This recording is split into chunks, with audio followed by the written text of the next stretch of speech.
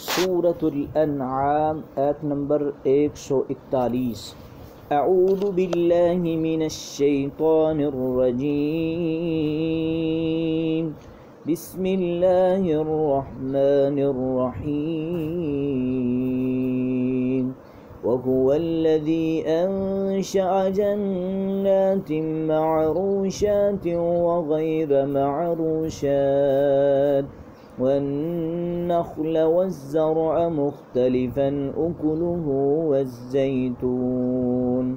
والزيتون والرمان متشابها وغير متشابه من ثمره إذا أثمر وآتوا حقه يوم حساده ولا تسرفوا إنه لا يحب المسرفين۔ ومن الأنعام حمولة وفرشا كلوا مما رزقكم الله ولا تتبعوا خطوات الشيطان إنه لكم عدو مبين۔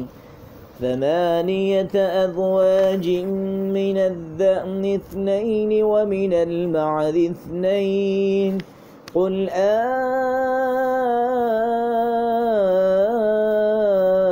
الذكرين حرم أم الأنثيين أما اشتملت عليه أرحام الأنثيين نبئوني بعلم إن كنتم صادقين۔ وهو الذي،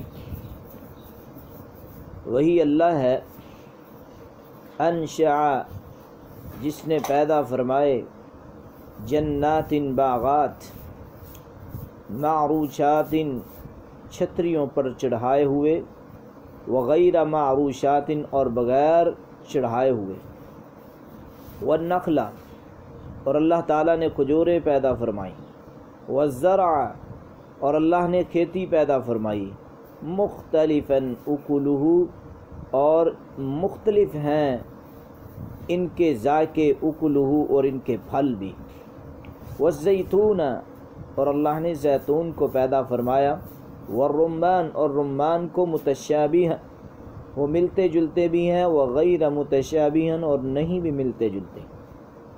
کلو، تم کھاؤ، من ثمرہ، اس کا پھل، اذا اثمر، جب وہ پھل لائے، وآتوا حقہ، اور تم دو اس کا حق، یوم حصادہ، اس کی کٹائی کے دن، ولا تسرفوا، اور تم اسراف مت کرو، انہ، بلا شبہ، لا یحب المسرفین، اللہ اسراف کرنے والوں کو پسند نہیں کرتا۔ اسراف کہتے ہیں حد سے بڑھ کر خرچ کرنے والے۔ اور اس آیت میں اللہ رب العزت نے زمین سے پیدا ہونے والی ہر کھیتی، پھل، سبزی اور درخت کا ذکر فرما کر حکم دیا ہے کہ کٹائی کے دن اس کا حق ادا کرو۔ اس لیے زمین سے پیدا ہونے والی ہر کھیتی، چاہے اس کا تعلق پھل سے ہو، چاہے اس کا تعلق کسی چیز سے ہو، خواہ وہ معروشات ہوں، یعنی کہ جن کی بیلیں چھتوں پر چڑھائی جاتی ہیں، مثلا انگور وغیرہ، توری وغیرہ، یا ایسے باغات کے جن کی بیلیں زمین پر پھیلتی ہیں، مگر جیسے خربوزہ، تربوز، گرما وغیرہ، یا ایسے پھلدار درخت جو اپنے تنے پر قائم ہوں، مثلا کھجور کا درخت، زیتون کا درخت، انار وغیرہ کا درخت، کوئی بھی کھیتی ہو، زمین سے پیدا ہونے والے ہر پھل اور کھیتی میں سے اللہ کا حق نکالنا فرض ہے۔ مال کا سب سے بڑا حق زکوٰۃ و عشر ہے۔ رسول اللہ صلی اللہ علیہ وسلم کے فرمان کے مطابق بارش، چشموں، نہروں سے سراب ہونے والی ہر فصل میں عشر، یعنی 10 من میں سے 1 من، اور پانی کھینچ کر سراب کی جانے والی ہر فصل میں نصف العشر، یعنی 20 من میں سے 1 من دینا ہوگا۔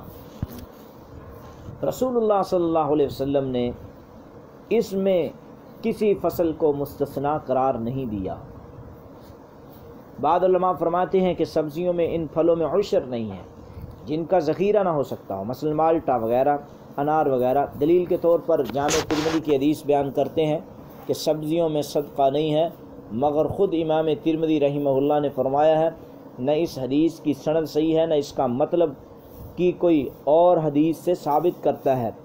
اس آیت میں ہر کھیتی زیتون اور انار کا ذکر ہے، حالانکہ انار کا ذخیرہ نہیں ہوتا۔ دور رسالت کے عمل کو دیکھتے ہوئے زیادہ سے زیادہ یہ کہا جا سکتا ہے حکومت ایسی چیزوں کا عشر لینے کا اہتمام کرے جن کا ذخیرہ کر سکے۔ باقی باغوں اور کھیتوں والے اللہ کا حق خود مستحقین میں تقسیم کریں۔ فتاوی علماء اہل حدیث کی 7ویں جلد میں متعدد جلیل القدر علماء کے مقالات میں ہر پھل اور کھیتی میں سے عشر کی بات نہایت مفصل اور مدلل بیان کی گئی ہے۔ یعنی کہ وَآتُوا حَقَّهُ یوم حصادہ کا مطلب یہ ہے کہ اس کا حق اس کی کٹائی کے دن دیا جائے۔ اس کا مطلب یہ ہے کہ سب سے اولا بہتر یہی ہے کہ جب یعنی کہ فصل پک جائے تو اللہ رب العزت کا جو حصہ ہے وہ نکال دینا چاہیے، اس کو اس دن نکالا جائے۔ تو اب مسئلہ یہ ہے کہ اگر ہم اللہ رب العزت کے حصوں کو نہیں نکالتے تو پھر بات تو صحیح نہیں ہے۔ تو اللہ آج کل بھی گندم کی کٹائی ہے، تو جو لوگ گندم جنہوں نے بیجی ہے ان کو چاہیے کہ عشر ادا کریں، اور کہیں نہیں دے سکتے تو جامع امام احمد بن حنبل میں دے دیں، تو عشر ادا کرنا چاہیے۔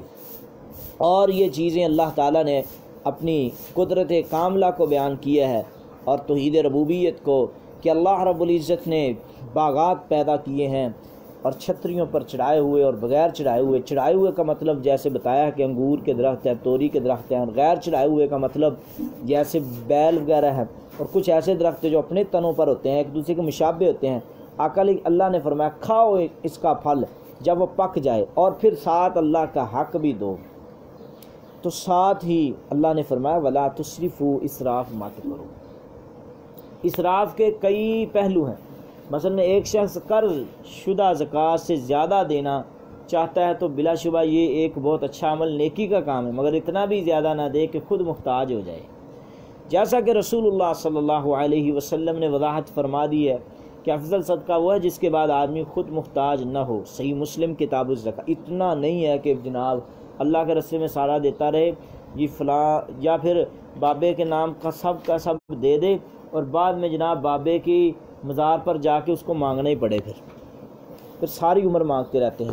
تو ولا تسرفوا سے مراد ناجائز جگہ خرچ کرنا بھی ہے، اور اعتدال سے بڑھ کر خرچ کرنا بھی ہے۔ اسی طرح کھانے میں زیادتی بھی منع ہے۔ فرمایا نا ولا وکلوا واشربوا ولا تسرفوا، کھاؤ پیو حد سے نہ گزرو۔ تو حافظ ابن کثیر رحمہ اللہ کے مطابق یہ آخری معنی یہاں زیادہ موضوع ہے، صحیح ہے، اس لیے کہ یہ جسم اور عقل دونوں کے لیے نقصان دہ ہوتا ہے۔ اتنا صدقہ کرنا بھی اسراف ہے کہ اس کے بعد آدمی خود محتاج ہو کر مانگے۔ اور یہ حکم حکمرانوں کے لیے بھی ہے کہ جتنا کسی کے ذمہ بنتا ہے اس سے زیادہ وصول مت کریں۔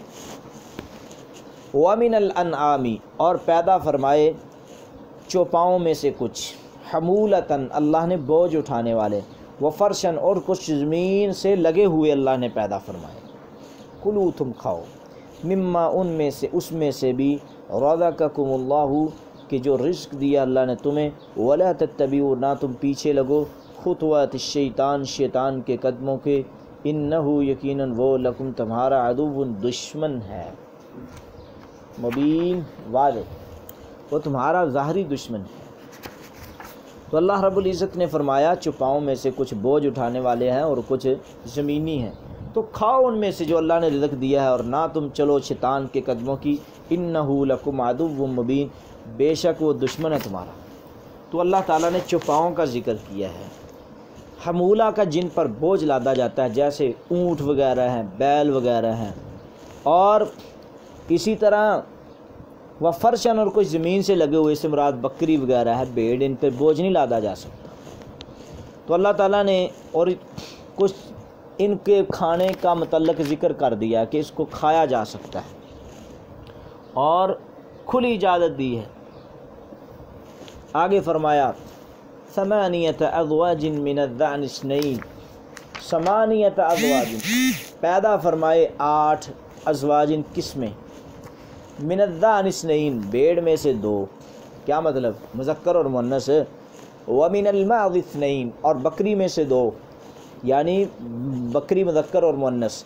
कुल कह दीजिए ज़करैनी, क्या दोनों नर, हर्रमा अल्लाह ने हराम किए हैं, यानी कि अम या उनसयैन, या दोनों मादे, अम्मा या बच्चा, इश्तमलत अलैहि के लिपटे हुए इस पर, अरहमुल उनसयैन दोनों मादाओं के रहम, नब्बिऊनी बिइल्मिन, तुम मुझे खबर दो इल्म की, इन कुंतुम सादिकीन, अगर तुम सच्चे हो।